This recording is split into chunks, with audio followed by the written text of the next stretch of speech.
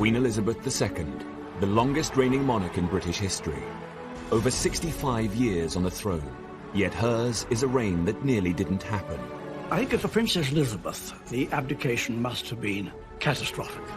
Driven by duty. My whole life shall be devoted to your service. She's ruled over crisis and war. Our thoughts today are with those in the South Atlantic. And dramatic social and technological change. Television has made it possible for many of you to see me in your homes on Christmas Day. She's seen over 12 prime ministers come and go. The Queen has a very sharp mind. She's endured the breakup of the Empire and the creation of her beloved Commonwealth. The Queen had an instinct Of what the new Commonwealth was about. Throughout it all, she's been a steadying presence. Yet the most famous woman in the world remains mysterious. This is the inside story, as told by her closest friends and advisors. I think the Queen is basically a very shy person. She's very humble, actually. She's a wonderful mimic. I mean, she's really, really funny. It's hard to imagine a world without her. She has done her job bloody well. Elizabeth, the wife, the mother, the Queen. Princess Elizabeth Alexandra Mary was born on the 21st of April 1926 in the middle of a political crisis. The Home Secretary of the time was busy dealing with the threat of a general strike when he received an urgent summons. The birth of all royal babies had to be assented by a high level of cabinet, preferably the Home Secretary, and that meant he had to leave the general strike and go and basically sit in the next room while the Duchess gave birth to her little girl. Elizabeth Windsor and her younger sister, Margaret Rose, grew up with their parents, the Duke and Duchess of York, in their home at 145 Piccadilly, a mile from Buckingham Palace, never dreaming the palace would one day become their home. They called themselves we four, us four, and they were never happier than when together. Because her father was second in line to the throne, he actually didn't have that much work, so she saw a huge amount of her parents. And this is very rare for children in the 1920s and 30s of the upper classes. This happy protected family life wasn't designed to prepare Elizabeth for the distant possibility of ascending the throne. Her limited education was typical for an upper-class girl of the time. They had private tutors. There was really terribly little contact with children your own age, apart from her sister, and one or two royal or semi-royal tumble of childhood. The education that they got was also limited. I think it would have been much better if they had gone off to school like everybody else. Not only did the young princess receive little education, she was also shy. Lady Penn, a lady-in-waiting to the Queen Mother, has been a close friend of the Queen for most of her life. In a rare interview, she reveals how Elizabeth's mother tried to boost her confidence. The Queen Mother told the Queen when she was very young to be brave. I think the Queen probably, when she was young, felt walking into a room full of people was rather daunting. And she said to her, well, what you want to do when you walk into a room, walk through the middle of the door. And I think by that she meant, don't sort of go in apologetically. You walk through as if, you know, I'm in charge. And I think that was very good advice. Then, on the 10th of December 1936, one of the most significant days in British history, everything changed. It began, like any other typical day for 10-year-old Elizabeth, with one of her favourite pastimes, a swimming lesson. Lady Butter was a close childhood friend and often went swimming with the young Elizabeth. A whole lot of us went to learn to swim. The Queen and one or two others. I think I was very good at it, but the Queen certainly dived extremely well. We had to life-save each other. We had to pick towels up off the bottom of the pool. Certainly a lot of them were much better than I was. I think the Queen was extremely good, actually. After her swimming lesson, Elizabeth went home. Elizabeth was getting ready to write up her notes from her swimming lesson, and then she heard these sounds from outside, these great sounds of God save the king. And she went to a footman and said, why is this? What's happening? By an instrument of abdication dated... And the footman said, your uncle has abdicated and your father is king. God save the king. And Elizabeth was rather surprised. She was only 10. And she went to her sister, Margaret, and said, Margaret, uncle has abdicated and father is king. And Margaret said, well, does that mean you're going to be queen now? And Elizabeth said, yes. And Margaret said, well, poor you. But Elizabeth, she was so unflappable. She was so calm. She sat down and she wrote up her swimming notes as she planned to do, but at the top she wrote Abdication Day. And that, to me, is the key to Elizabeth's character.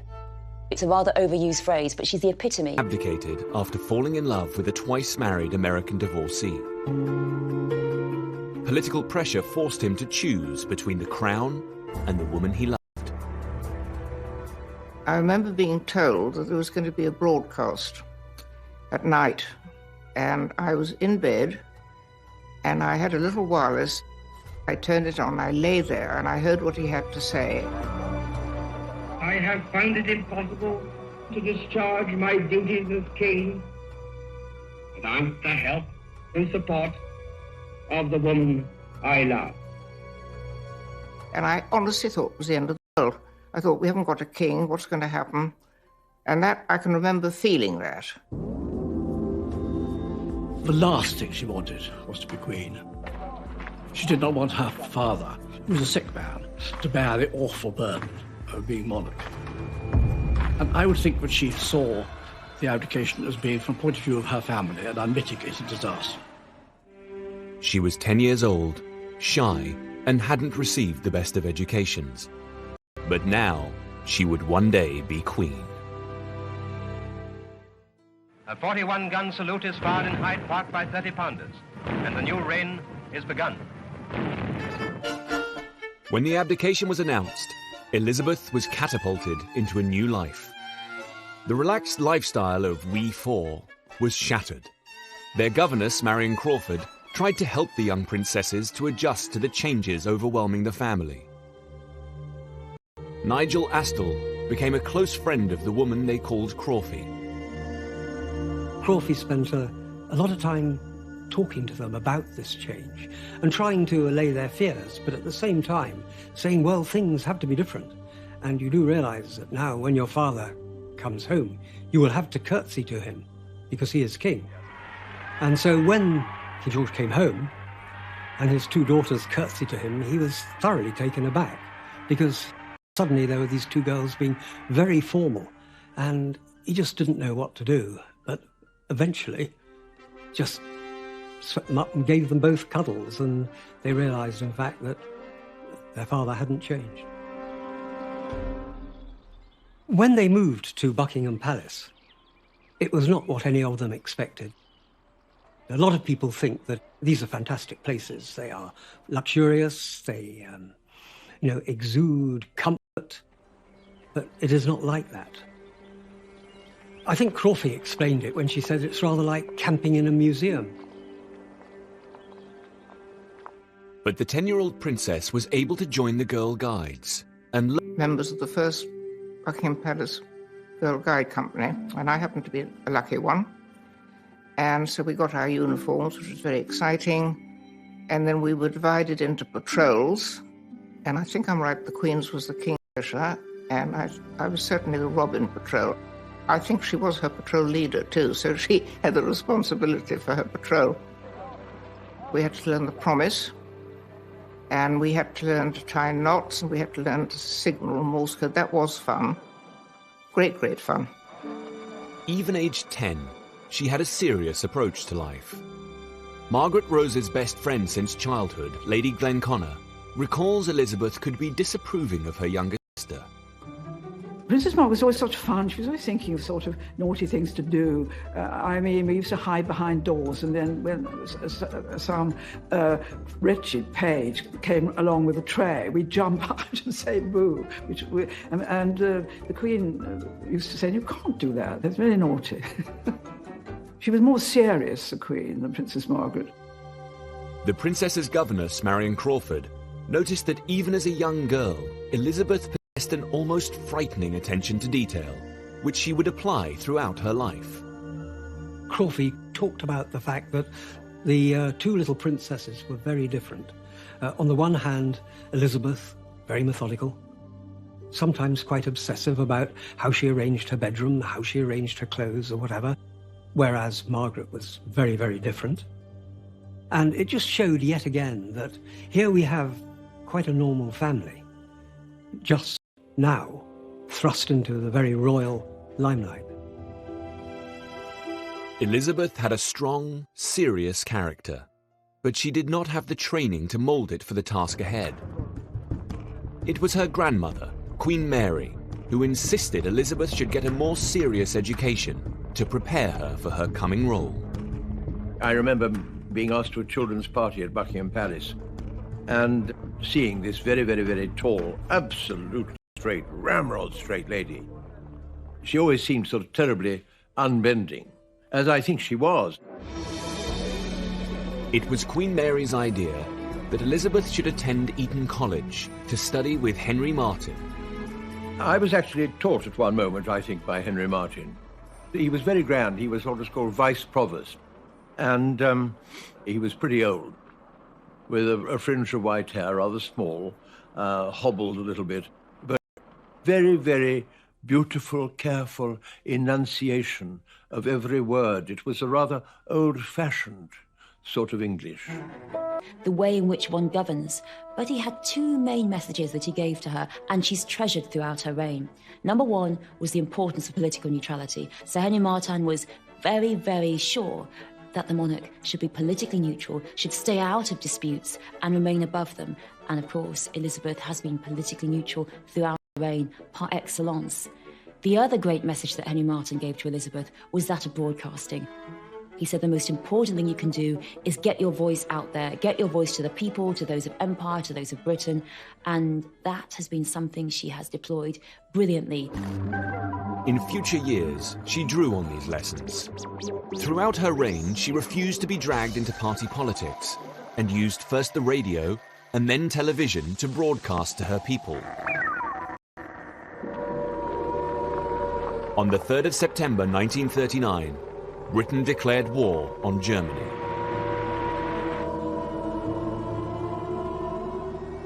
The King and Queen chose to remain in London, sharing the risks of the capital during wartime.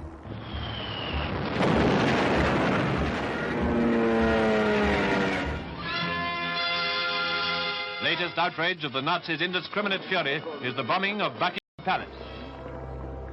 The royal family became icons of the nation as Britain came under attack. I think the King and Queen were fantastic examples. They got a bomb outside Buckingham Palace, and the Queen said she felt much better because they had exactly what everybody else had had. But the young princesses had their own role to play in supporting the war effort.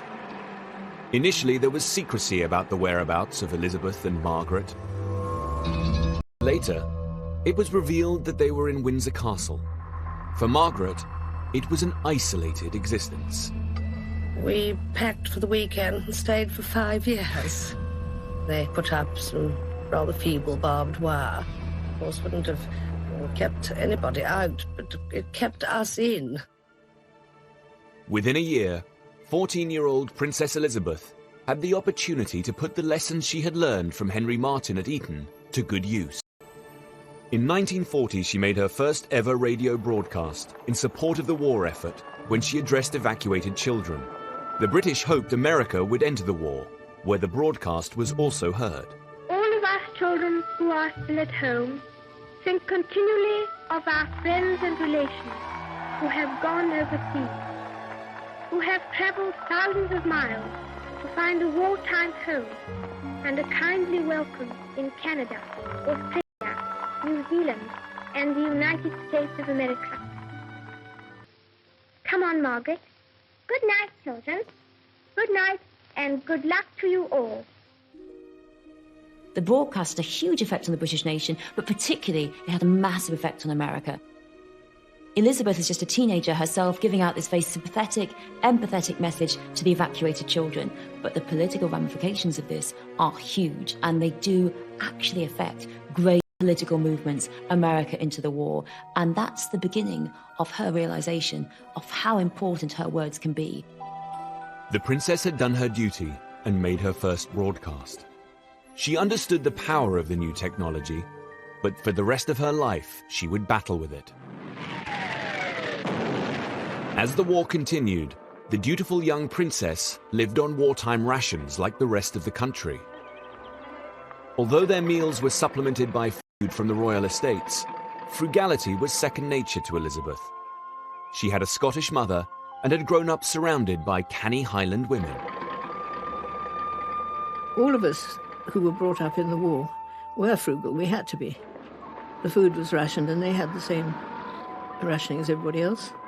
And the clothes were rationed. So, you know, it was a part of life to be frugal, and I think it's very Scottish too. And the Queen is Scottish. She is a frugal person, absolutely. I think that you say, if as a Scot, you're canny. You look after your money, don't throw it about. I don't think she's a materialistic person at all. Personally, I really don't. She's rather inclined to turn off lights if she thinks they shouldn't be being wasting electricity, because people are rather inclined to leave them on. That sort of thing. Princess Elizabeth had until now followed the path laid down by the court and her parents. But on one of the most important decisions of her life, the man she would marry, she would rebel against her parents and follow her own judgment. In 1939, a dashing young cadet arrived at the Royal Naval College, Dartmouth. He made a strong impression on Michael Vaughan. We saw this group of older cadets, usually at the double, so they attracted our attention, and we soon became aware that an outstanding figure amongst them was a tall, blonde-haired chap, who we soon learned was a prince, and that was quite exciting to have a prince at the college. He was Prince Philip of Greece and Denmark. Philip was a grandson of the King of Greece. He'd had a royal childhood, but it had been aristocrats. 3 of their husbands were members of the Nazi Party.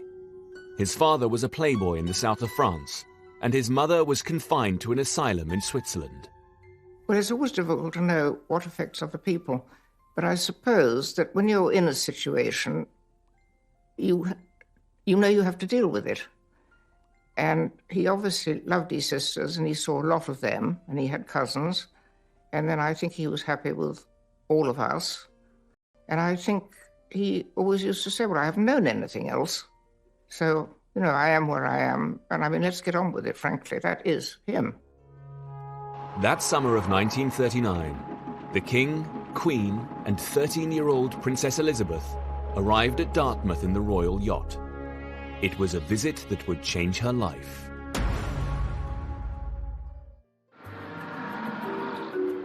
On their official visit to the Royal Naval College, Dartmouth in 1939, Princesses Elizabeth and Margaret planted trees, and a cadet was assigned to look after them. When the King and the Queen took her to Dartmouth, Prince Philip was designated to sort of look after her a bit and show her around. On the last night there, they gave a dinner party for a group of senior cadets. I should think probably 20 of them. And Prince Philip, of course, was one of those. A photographer happened to capture this significant meeting in a snapshot.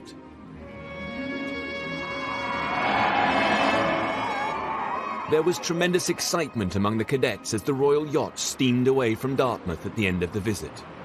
As the Victoria and Albert prepared to leave harbour, we'd all been told to get into these boats. And we all rowed downstream and followed in the wake of the Vignay until she cleared the harbour. And then off she went, because we couldn't row as fast as she could steam.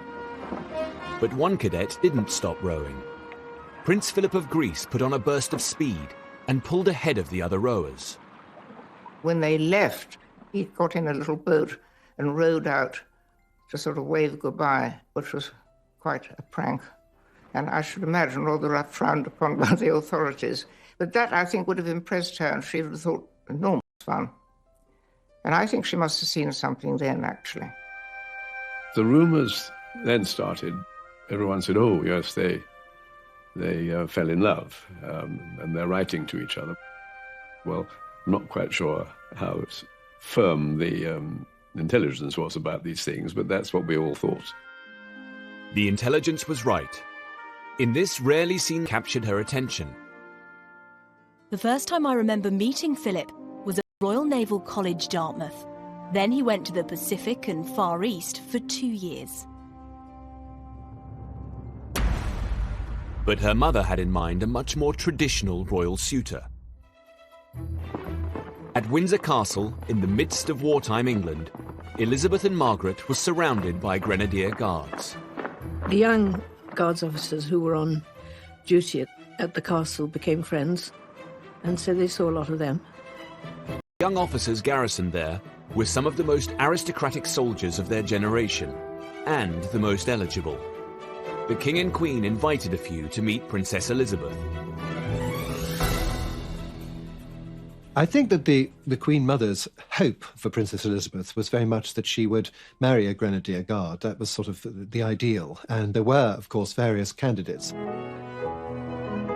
The Queen Mother encouraged Elizabeth to make a conventional British aristocratic match, so a few wartime balls were organised in the castle. They did have a party occasionally, a ball, which we were lucky enough to be invited to, and if you didn't live there, you stayed. And then I think it must have been the Blues and Royals were stationed in the Brigade of Guards in Windsor, so there were lots of young men available and delighted to have an evening out. I do remember the fun of the dancing, and boys and everything. They had a band, and the whole thing was just wonderful. I mean, you were taken out of the horror of the war. A marvellous 24 hours.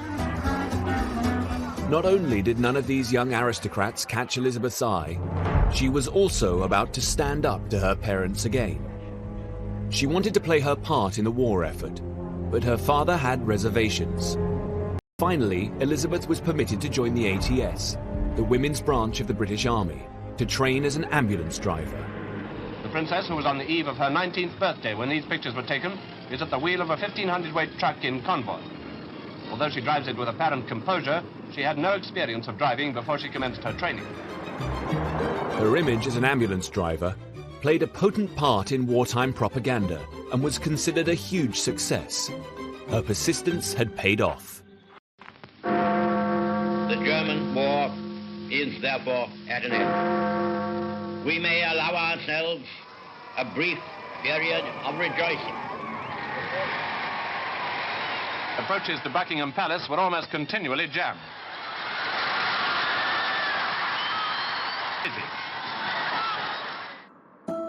In the aftermath of war, Elizabeth's determination to follow her own path grew even stronger. She continued to defy her parents and the court by becoming more committed to Prince Philip. The relationship wasn't exactly welcomed in royal circles. I'm afraid the courtiers, and by that I really mean the Queen Mother's close friends, they were pretty hostile to him. He wasn't something they could quite sort of put their finger on. He had a lot of German relations. That wasn't particularly fashionable at that time, obviously. He was also absolutely penniless. So, you know, there were many things sort of going against him. He was very outspoken. They'd call him brash. And what was he going to say, and this, that, and the other. I think, let's face it, every parent's very protective of their daughters. So they must have looked at every possible angle that might be a threat. The King and Queen would have wanted her to be sure that she was making the right choice. And in a way, I've always thought that by marrying Prince Philip, that was the one time when the Queen stepped sort of right out of the normal sort of plans for her and did something really rather unconventional.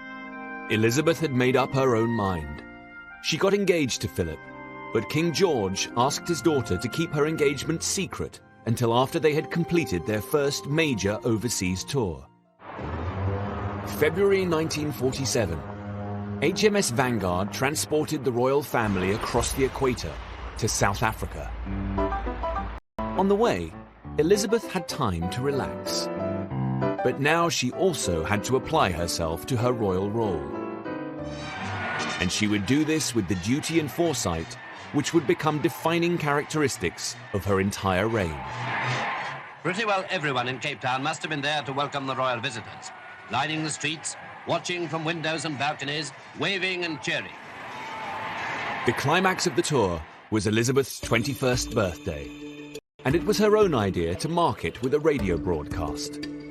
The lessons learned with Henry Martin at Eton were now helping to prepare her for her future role as Queen and head of the Commonwealth.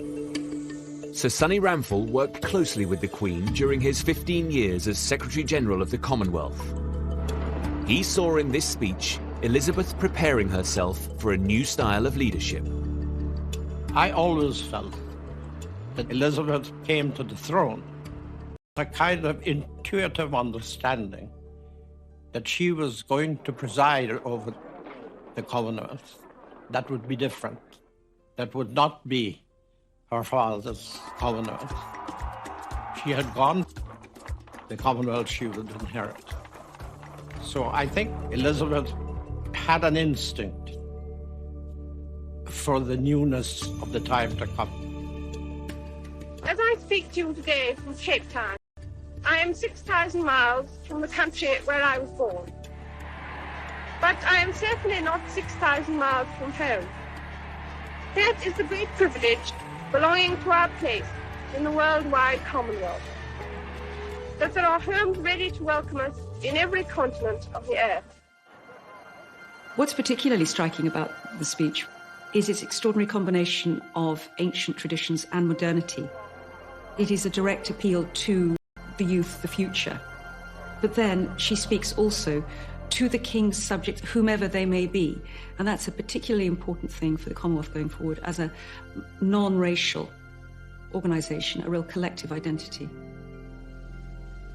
There is a motto which has been borne by many of my ancestors, a noble motto, I serve. Through the inventions of science, I can make my solemn act of dedication with the whole empire listening. I should like to make that dedication now. It is very simple. I declare before you all that my whole life, whether it be long or short, shall be devoted to your service and to the service of our great imperial family to which we all belong. I have shivers going up and down my spine as I think of those words, I serve, when looking back over the long life of the Queen and her service, the importance that she has attached to duty and her constant support, encouragement of the Commonwealth. She really meant what she said. Back in London in July 1947, Elizabeth and Philip were finally able to make their engagement public. Churchill spoke for many when he said the wedding would be a flash of colour on the road we have to travel. Sir Nicholas Soames remembers how his grandfather welcomed the wedding.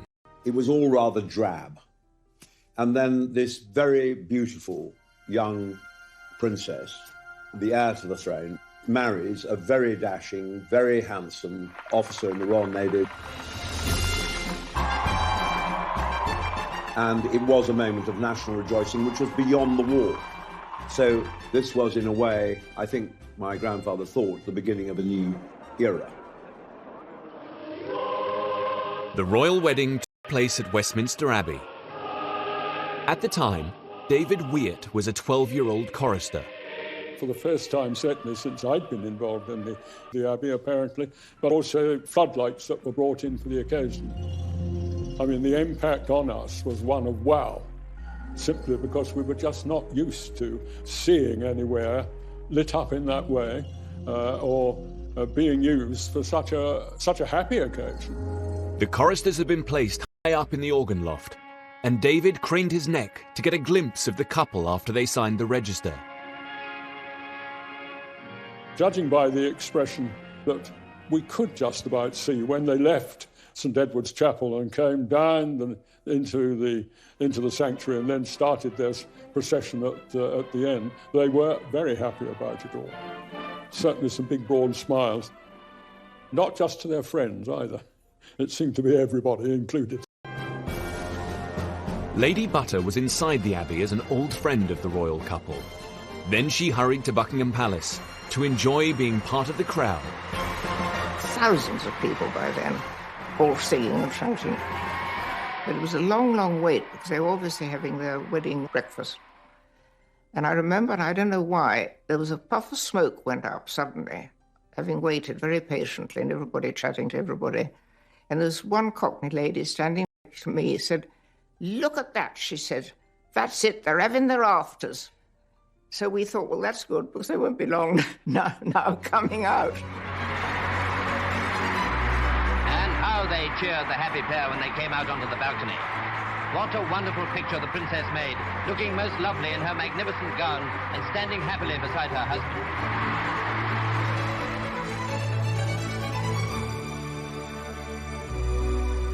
Lucky her, I think we thought, and lucky all of us, frankly. Because, you know, it was a really good fairy tale, and it's remained a good fairy tale too. But the domestic idyll of married life would be all too brief for the newlyweds. Soon, duty would beckon. Elizabeth had spent her early years preparing for her future role as monarch. Yes? She'd learned the importance of duty. She'd also demonstrated an independent streak when it came to marrying the man she loved.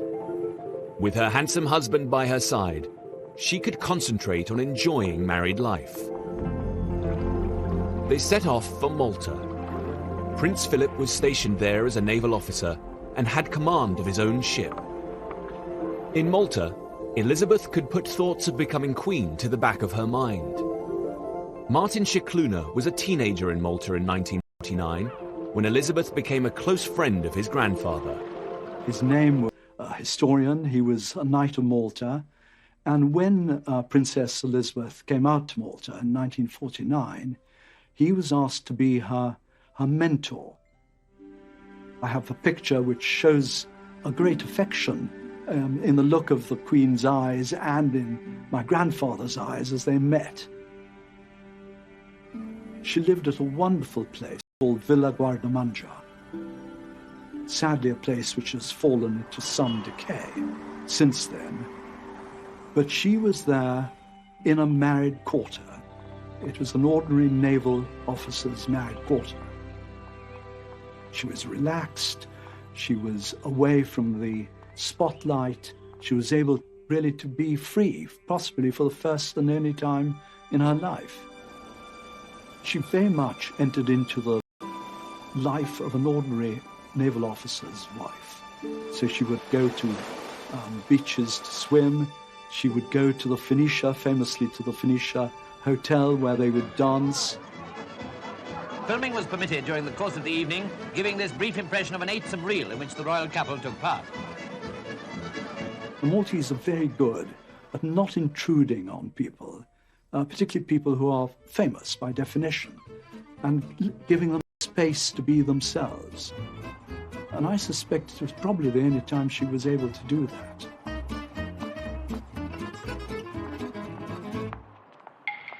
But for Princess Elizabeth and Prince Philip, the idyll in Malta drew to an end. In 1948, their first child, Prince Charles, had been born, followed by Princess Anne 2 years later. But there was growing concern in London over the health of King George. As his condition deteriorated, Elizabeth was compelled to undertake an increasing number of royal duties. The king had been due to go on a tour of the empire in 1952, but illness meant that Elizabeth and Philip went instead. Their first stop was Kenya, and Elizabeth's private secretary carried in his briefcase the accession documents for the princess, just in case. 5 days into the tour, King George VI died. In London, Prime Minister Churchill's private secretary, Jock Colville, had to break the news to him. Jock Colville goes upstairs to tell my grandfather that the king has died. And my grandfather is in floods of tears, sitting up in bed, very emotional, and said to Jock Colville, "Jock, imagine science One of my grandfather's own children had died. Well, both Randolph had died, my uncle Randolph Churchill. And he said, but Prime Minister, the King has died. He said, I know, it's the worst thing that's ever happened in my life. London tried to get word to the British governor in Nairobi, but they couldn't get hold of him. The press found out first. John Jockimson was a Fleet Street photographer covering the royal visit. I saw the chap from the East African Standard on the phone to his office saying, well, I can't believe it. And I stopped and I thought, hello, what's happened? And then he said something about that the King had died, and this is the first they knew about it. Jockimson overheard a journalist telling Elizabeth's private secretary about the King's death. So he dashed to the lodge at Sagana, where the royal party was staying. But by the time he got there, the news had been passed to Prince Philip. It was shattering, because there they were in Kenya, perfectly normal married couple, having a very happy life. And overnight, I mean, to be told this, and for Philip to have to break the news to the Queen. We were standing outside the Royal Lodge with our cameras in our hands, and somebody came out and said, Her Majesty requests that no pictures be taken. So we, three of us, put our cameras on the deck, you know, in the dirt. And we said, no, well, we're going to stay here and see her as she comes out. And about 5 minutes after, she came out in the cars quite slowly. I remember her looking so sad, and she just raised her arm, much to say thank you for not taking the picture. I shall never forget, she came back dressed in black, coming down the steps of the aircraft and realizing, well, that was it. Everything had changed. And being met at the bottom of the steps as Queen. At the foot of the steps stood her Prime Minister, Winston Churchill. He saw in this young woman a monarch he could guide. I think that my grandfather saw and realized in the new Queen that this was the new Elizabethan era, and that it was a modern era and an era full of hope and promise. He adored her.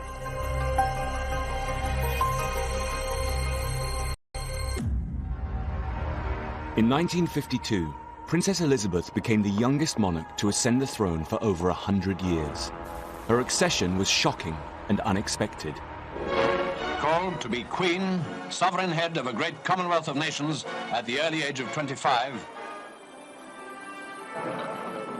In the 1950s, the country was emerging from the drab post-war era.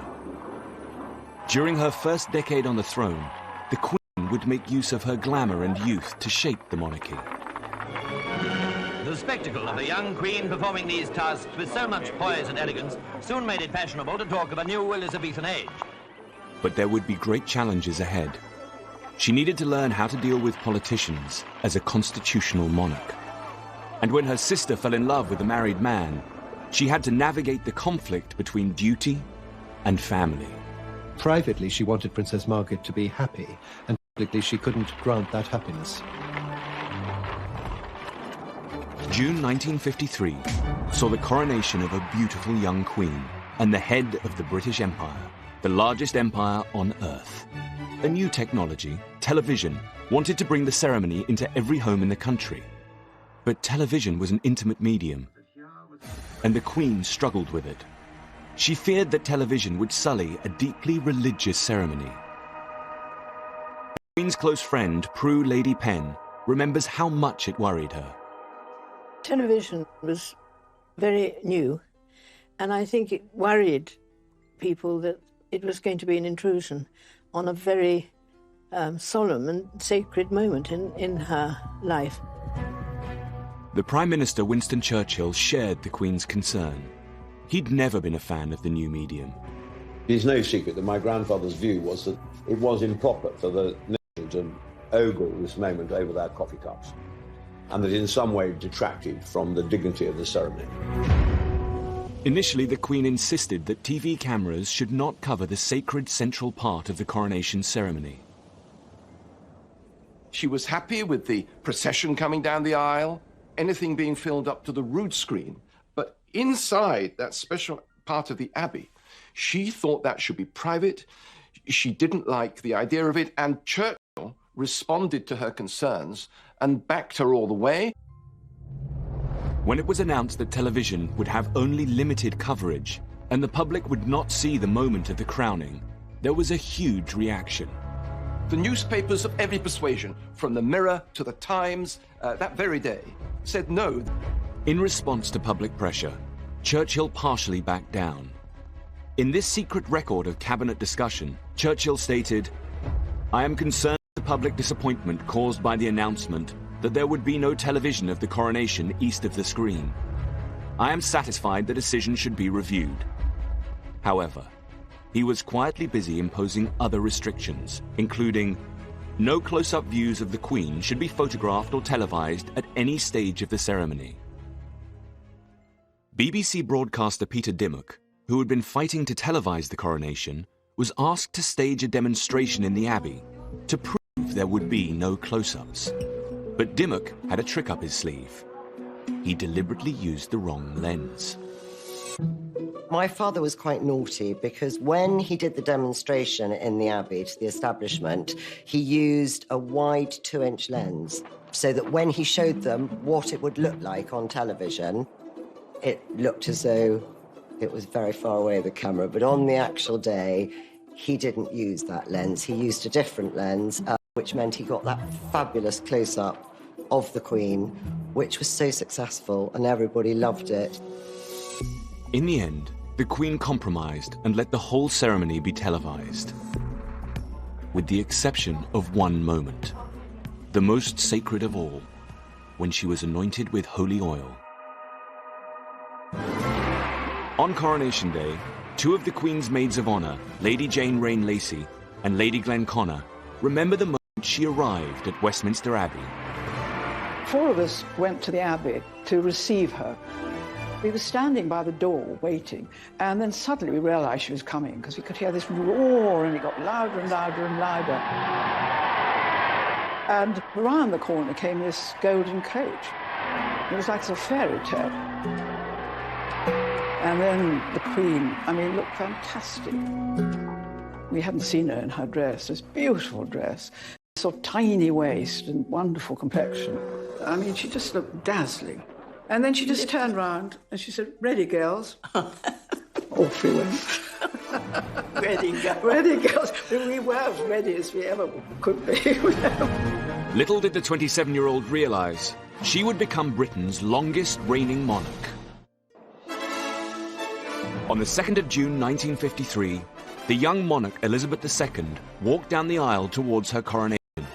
For the Queen, this ritual was not about taking power.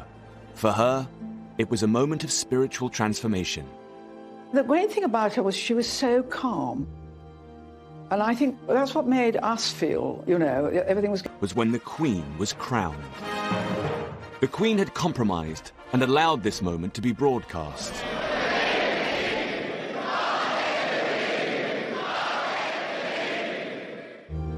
Before she received the crown, she was handed the orb and scepter. They weren't just symbols of worldly power. They had a sacred significance too. The Archbishop of York, John Sentamu, who has preached before the Queen, explains. She's given the orb, which is made up of about 600 jewels and pearls, and on top, a cross, saying Christ is Lord of the whole earth. And then she's given a scepter with a big diamond in the middle, and again on the top has got a cross. The scepter is telling her, Queen, your power comes not from Parliament or inherited from your father, but from God. But the Queen's deep faith meant that the holiest moment of all was not televised. The Queen insisted the cameras did not show the sacred anointing with holy oil. head is anointed for wisdom. The chest, which is where the heart is anointed for mercy, for kindness. And then the hands are anointed for service. To prepare the Queen for the holy moment, her elaborate robes were taken off, and she was dressed in a simple white shift. It brought a lump to my throat, but she looked like a very young girl, younger than 26, I think she was. She looked like 18, and so vulnerable and defenseless in a way, just sitting there. And we were able to see it because we were just there, and very few people did. I remember feeling quite choked by it. I'd never seen her look like that before. She'd always been very dressed up when I'd seen her in beautiful dresses. And here she was with nothing. For Lady Glenconnor, it was nearly too much. It was while the Queen was being anointed that I thought I was going to faint. Luckily, Jane could feel me sort of swaying, and Black Rod, who was just behind me, realised and pinioned me to the pillar with his arm, and it just gave me that much support. For the Queen, the coronation had transformed her into a servant of God. But when she returned to Buckingham Palace, the Queen was reminded that she was also a mother and a monarch. When we got back to the palace, the Queen walked in and lifted off the crown with a sigh of relief. I think she said it was giving me a headache. Very heavy. Yes. And she put it down on this little side table, and somebody came forward and gave her a cup of tea, and he made a beeline for the crown. And I was not that near, but near enough. I could have made a lunge for it. But somebody, I think it was Prue Penn, rushed towards him and got it just in time. You could see his little podgy hands also getting ready to try it on for size. At the end of the long day, the Queen had promised to serve her people. Now she stepped onto the balcony to enjoy their acclaim. What was so wonderful was everywhere the Queen went, we had to go too. We had this wonderful view of everything. Yes. We were in the front row next to I know. It was this sort of roar of love. You could feel it, couldn't you? Coming at you. It was more or less something that sort of hit you. You can't imagine what it was like. This blaze of colour, pageantry, and a beautiful young queen. Well, of course, it was a beautiful young queen, all right, because nothing else, I'm afraid, will ever come near it. No. A middle-aged man, it isn't quite the same thing, is it, Jane? Yeah. 2 years after the pageantry and reverence of the coronation, another event showed the Queen's intense Christian faith, when the exciting American evangelist Billy Graham arrived to tour Britain. We believe that he died, we believe that he rose again, but that's not enough to make you a Christian. That's an intellectual faith. There must be the receiving, that act of trusting and commitment to Jesus Christ as your Lord and Master and Savior. Have you done that? If you haven't... 2 of the Queen's coronation maids of honor went in person to hear Billy Graham preach. He really sort of touched a chord. You must receive Christ. Receive and with such passion and conviction. I've never heard a sermon that really made me jump out of my seat. All of us believe in God. And I really felt the presence of God. I mean, I felt that he really was sent from God, actually. These scenes of religious fervor were shown on television. The Queen watched, and a few days later she invited Billy Graham to Windsor Castle. He went to Windsor to preach actually in the chapel in the Great Park, which is like the private parish church of the royal family, and was invited to lunch afterwards, and found a young English sovereign who was remarkably versed in the ways of the Bible, who loved discussing the evangelical precepts by which he stood. Jesus was the Son of God, sent to earth to save us. Christ is the center of our living, is the center of our thinking, the center of our planning, and the center, really, of her goal in life. Because she knows in the end, ultimately, will be answerable, not to humanity, but to God. Opportunity for her Prime Minister, Winston Churchill, to stay on in office. Churchill may have been a giant of the 20th century, but by the time the Queen ascended the throne, he was 77 and in poor health. Churchill cunningly used the young Queen to prolong his time in Downing Street. The accession of the Queen gave Churchill the wonderful excuse he needed to assume the role of mentor to this new young sovereign. Publicly, Churchill flattered the Queen. We have found out a very good plan. The Queen can do no wrong. Here is monarchy actually being used in politics. Churchill saying, look, I've got to help this young lady, no stepping aside for me, and by postponing the date of the coronation, effectively for a year, the coronation always being held in the summer. It could have been held in the summer of 52 with a bit of dispatch, but he said, no, we've got to do it in 53, thus really guaranteeing himself the best part of 18 months more in the job. Soon after the coronation, Churchill suffered a serious stroke. For several days, neither the Queen nor the nation was told. The Queen learnt that her Prime Minister had been close to death, but it was hard for a monarch in her mid-20s with limited education to confront a grand old man and encourage him to step down. Churchill had served 6 of the kings and queens of England. So the Queen had, I imagine, tremendous respect and I assume a sort of reverence for my grandfather. But equally, she had a constitutional responsibility, and I think it must have been very, very, very difficult for her, not wanting to upset my grandfather. Equally, he was clearly incapacitated. Churchill recovered enough to insist he would stay on as Prime Minister. Not only was Churchill old, he was also determined to maintain the British Empire. But the young Queen wanted to transform the old empire into the modern Commonwealth, a free association of independent countries. It had been founded in 1949 during her father's reign, but Elizabeth was committed to expanding the Commonwealth. In the autumn of 1953, the Queen and Prince Philip set off on a round-the-world tour of 12 countries. That would encourage the transition from the Empire into the Commonwealth. I think that tour in the early 50s did mark the evolution of the modern Commonwealth. You could have all the declarations you wanted, but unless they were translated into human action and interaction of the Queen, it couldn't be a Commonwealth of the flesh. The longest visit on this tour was the 2 months the Queen spent in Australia, when she became the first British monarch to visit the country. When she arrived at the dock in Sydney, the huge crowd included future leaders of Australia. I remember the first day, along with everybody else, we went down to Farm Cove. Didn't get very close, but we were caught up in the celebratory character of it. That was a great day for those of us who had the luck or foresight to be in Sydney. And it was a beautiful Sydney day, and there's no city in the world that can turn on a welcome with a harbour quite like Sydney. It was an extraordinary tour. She met something like 6 to 7 million Australians out of a population of 9 million.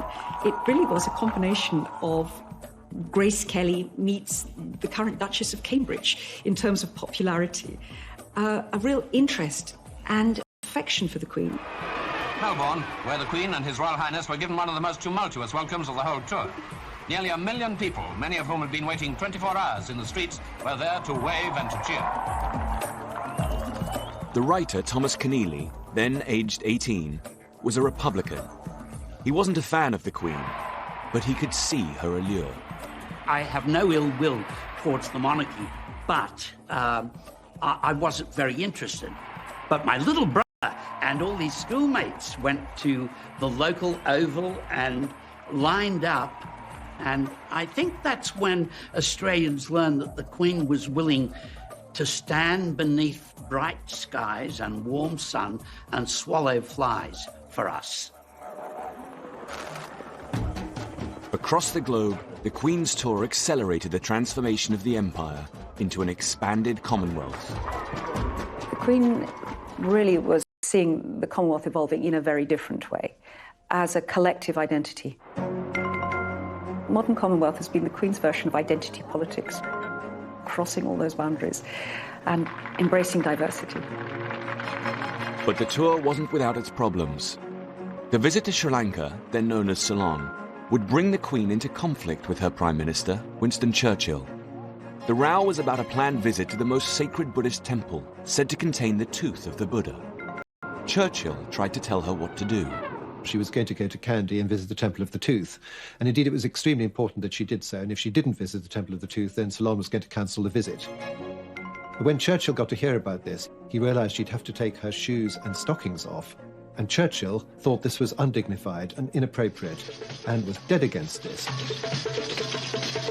Finally, an elder statesman in the Temple of the Tooth is no different from taking your hat off in church.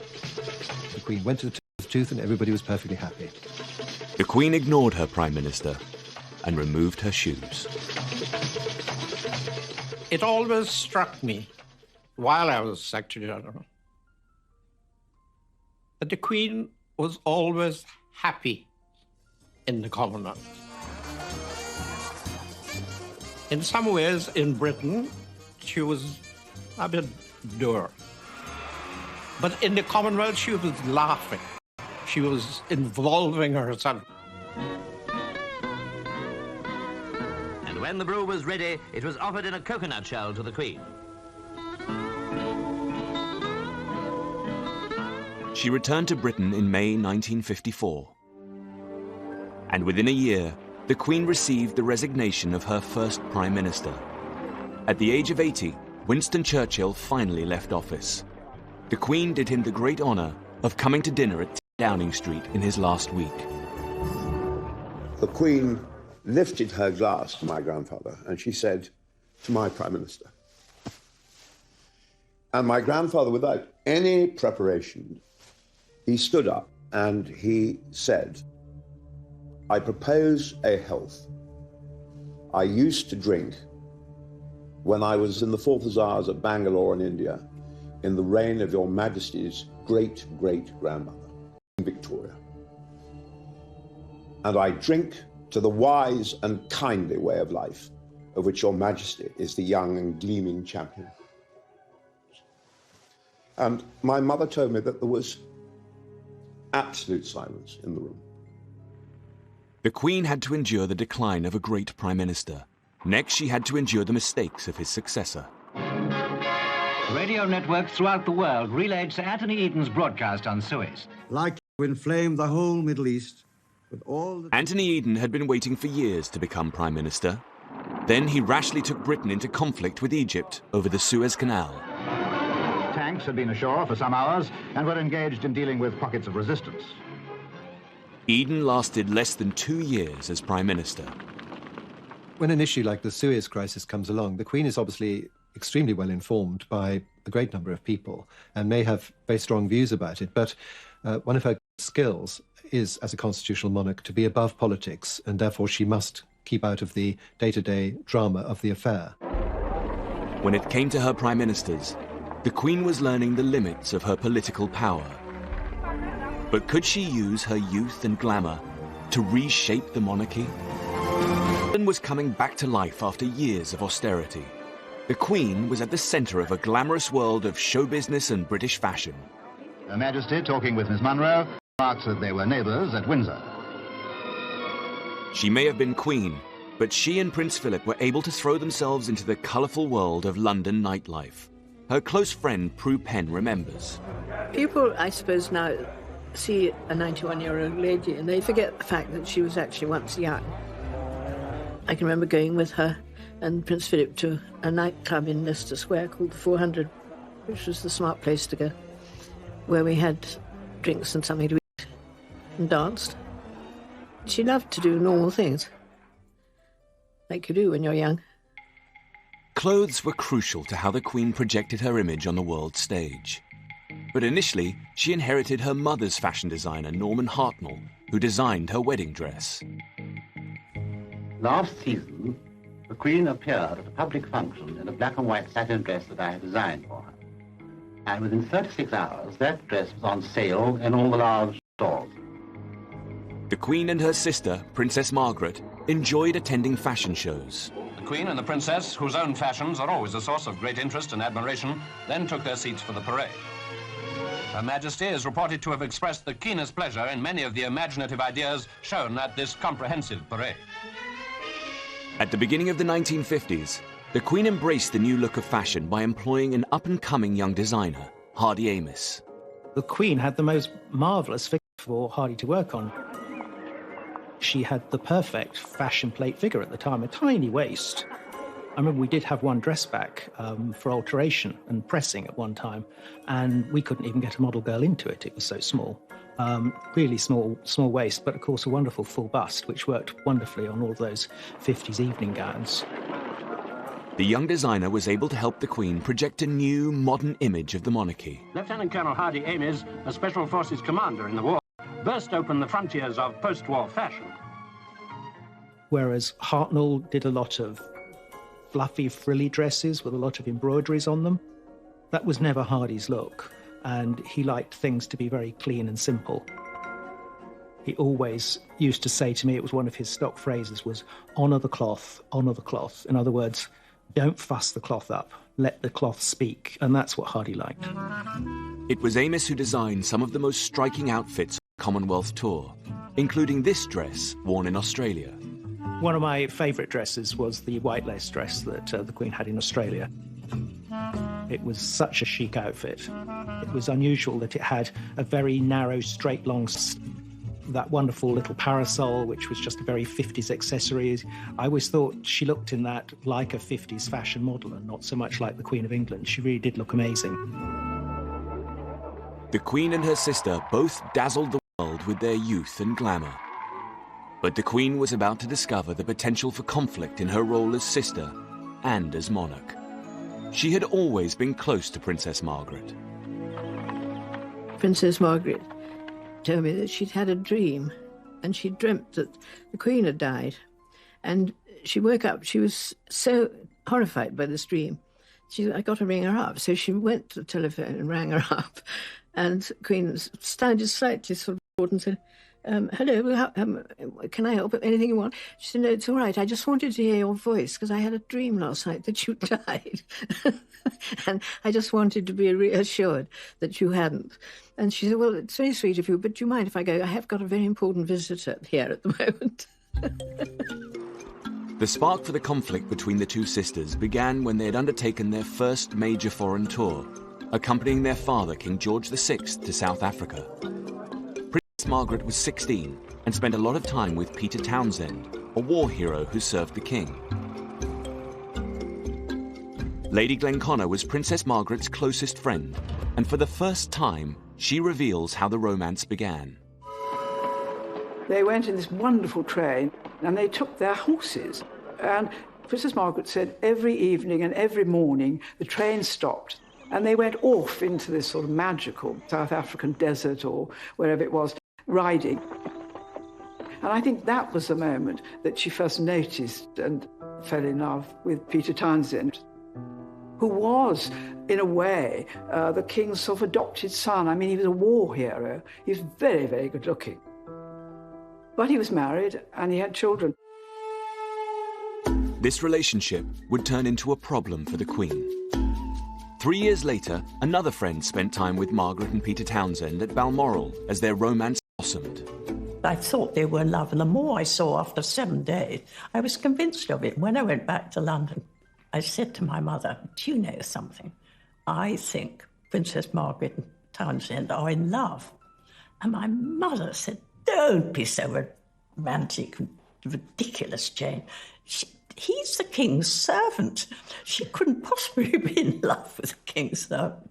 That would be utterly wrong. In early 1953, Margaret privately requested the Queen's permission to marry Townsend. The Queen asked Margaret to wait until after the coronation. On Coronation Day, they reported Margaret was in love with a divorcee, Peter Townsend, which posed a serious problem for the Queen as head of the Church of England. I think she would have been happy for whatever happened as long as Princess Margaret was happy. That would have been her main thoughts in all of that. I don't think she had any sort of strong feelings about the fact that he'd been married before and he was divorced. I don't think that came into it. But he was quite a lot older than her. And of course he was a divorced person in those days. I mean, divorced people weren't allowed to come to Ascot. It's all so changed now. But it was very difficult for the Queen to know how to respond, really. Now the Queen faced conflict between her affection as a sister and her duty as a monarch. I think the Queen's view of the romance is very complicated because she was head of the Church of England, and so therefore she had to take a certain line. So privately she wanted Princess Margaret to be happy, and publicly she couldn't grant that happiness. When Edward VIII fell in love with a divorcee in the 1930s, the affair was initially hushed up. But by the 1950s, the popular press was cheering Margaret on. 96% of Daily Mirror readers wanted her to marry Townsend. The Queen may have wanted her sister to be happy, but the palace acted decisively to get rid of the problem by posting him to a British embassy abroad. Well, in 1953, when it all became public, Tommy Lascelles, the Queen's private secretary, packed him off to Brussels, got him out of the way. While Townsend was in exile, the newspapers kept running the story. In August 1955, Princess Margaret was in Balmoral for her 25th birthday. Hundreds of journalists camped on her doorstep because on that day, Margaret no longer needed the Queen's permission to marry. Margaret found herself splashed on the front page. When Townsend returned from his banishment, the press hounded him relentlessly.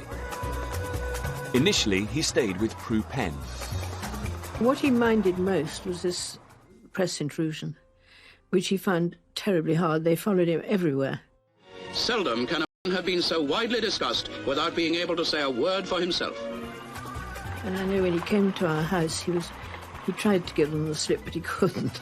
And they were round him in motorbikes and cars and goodness knows what. What the press didn't realise was that the palace plan to scupper the romance had worked. Prue Penn noticed how things had changed. It'd been such a sort of rocky road, in fact, that I think it had probably killed something. You know, I think something like that does. By old now, she can do as she wishes. But I think the romance was over. It had fizzled out. A few weeks later, Margaret made her decision public. The love and affection, sympathy and understanding of the nation and Commonwealth go out to Princess Margaret in her courageous decision. The end of Princess Margaret's romance with Townsend left a question hanging in the air. Had the Queen's commitment to doing her duty sacrificed the long-term happiness of her sister? Princess Margaret's closest friend remembers the last time the couple met, 40 years after their romance ended. Peter Townsend came to lunch with her, and I said, what was it like seeing him? And she said, well, charmingly, she said, well, he hadn't changed at all. I mean, he was, you know, and I actually was, because I lived with her at that time, and I looked out the window and saw him getting out of the car. You know, he was an old man, and yet in her eyes, he hadn't changed. I thought that was very touching. But the conflict between family and duty as monarch would cause even bigger problems in her relationship with her husband. When the young Princess Elizabeth had daringly decided in 1947 to make Philip her husband, she defied her family's expectations. What was left unresolved was whether the royal family took her husband's surname. When the Greek-born Philip became a British citizen, he had taken the name of his uncle, Lord Louis Mountbatten. Mountbatten had been a war hero and the last Viceroy of India. When Elizabeth became Queen in 1952, Mountbatten had high hopes of renaming the Royal House of Windsor. Mountbatten had very exaggerated ideas of the importance of, as he saw it, the Mountbatten dynasty. Indiscreetly at dinner once, he did toast the future of the House of Mountbatten.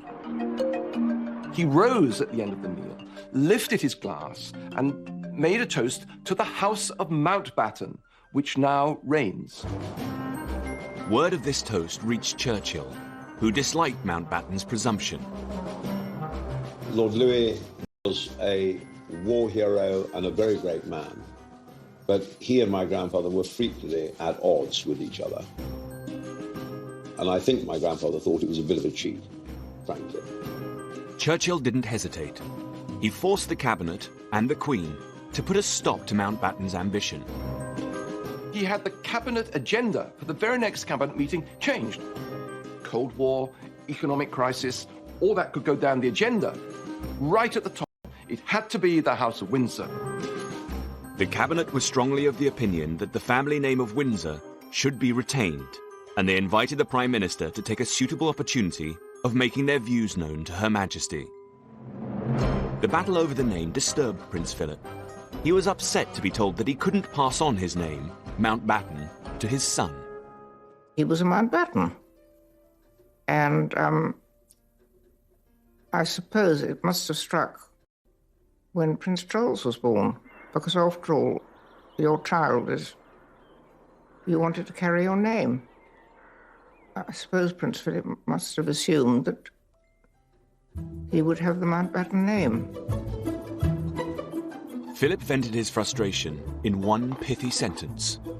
I believe this story that he once bitterly said to somebody, "I'm nothing but a bloody amoeba existing to procreate." Philip was also unhappy when his wife's job as Queen took priority over his naval career. His Royal Highness then went aboard their training cruiser, HMS Devonshire, to present end-of-cruise prizes. Prince Philip was a very ambitious, careerist naval officer. It was for him a bit of disappointment that when he still had at least several years of his career to run, and the ball at his feet, so to speak, to suddenly be translated into another world, where inevitably, however valuable his role, however important things he did, he was going to play second fiddle. And he did not like being second fiddle. To keep her husband happy, the Queen went out of her way to give him a central role in the royal family. He's an alpha man. He's used to using his talents, and he can't pursue his career. So a deal is made. The Queen is going to be the Queen. She'll be the monarch. But at home, he is the head of the household, and he makes decisions about what happens to the family, and particularly what happens to the children and where they go to school. Philip was determined that Charles should go to his old school, Gordonston, famous for encouraging physical toughness. Prince Philip's cousin, Myra Butter, happened to be staying at Balmoral when Charles had his first day at his new school. It was not a happy day. But all I can remember is that when Prince Philip came back from taking Charles to school, and looked slightly shaken. And I remember he went straight over, he didn't say anything, but he went straight over and poured himself out a drink. I do remember that, and I thought, oh, that has shaken you. Philip might have accompanied the Queen on her 6-month tour of the Commonwealth, but by 1956 he was embarking on his own solo journeys. His wife is suddenly the centre of attention. For 4 months, Prince Philip, accompanied by some close male chums, enjoyed taking the royal yacht to Australia and back, and visiting isolated British communities. During this extended trip, the press ran headlines about trouble in the Queen's marriage. It's on this voyage that there are actually reports in the newspapers, not just the American newspapers, suggesting a rift in the royal marriage. And crucially, Buckingham Palace publicly responds and says there is no rift. And that's what made it a really big issue. But in 1960, 10 years after Anne's birth, the Queen was pregnant again. Now comes confirmation of the rumour and the forecast of a happy event early next year. Everybody is delighted with the news. Now she took decisive action to heal any issues with Philip over the surname. She told her Prime Minister, Harold Macmillan, that she had set her heart on a change of name for the royal household. The Queen wanted the name of any grandchild without a royal title to be Mountbatten Windsor. Lord Mountbatten, of course, was delighted at the fact that the name Mountbatten was now enshrined in the heart of the royal family. He would have preferred just plain Mountbatten, without any of his Windsor nonsense. But Mountbatten Windsor was a great deal better than just Windsor. The 1950s had been a decade in which Elizabeth had learnt to be a queen. She had successfully deployed her youth and glamour to project a modern monarchy. But crucially too, she had discovered the potential for tension between her royal duty and her loyalty to family. Next time, the Queen is attacked for being remote and out of touch with her people. The personality conveyed utterances which are put into her mouth is that of a priggish schoolgirl. By the end of the decade, the Queen had been persuaded to let the cameras film her family life. I don't think Prince Philip liked it very much. But the Queen was wonderful about it. And the film, of course, had a marvellous response. But would it be enough to win over her people?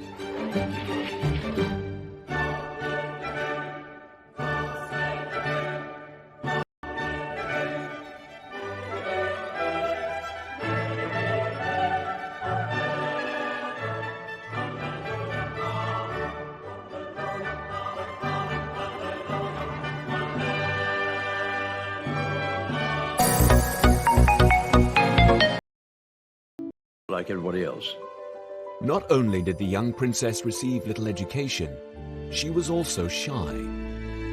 Lady Penn, a lady-in-waiting to the Queen Mother, has been a close friend of the Queen for most of her life. In a rare interview, she reveals how Elizabeth's mother tried to boost her confidence. The Queen Mother told the Queen when she was very young to be brave. I think the Queen probably, when she was young, felt walking into a room full of people was rather daunting. And she said to her, well, what you want to do when you walk into a room, walk through the middle of the door. And I think by that she meant, don't sort of go in apologetically. You walk through as if, you know, I'm in charge. And I think that was very good advice. Then, on the 10th of December 1936, one of the most significant days in British history,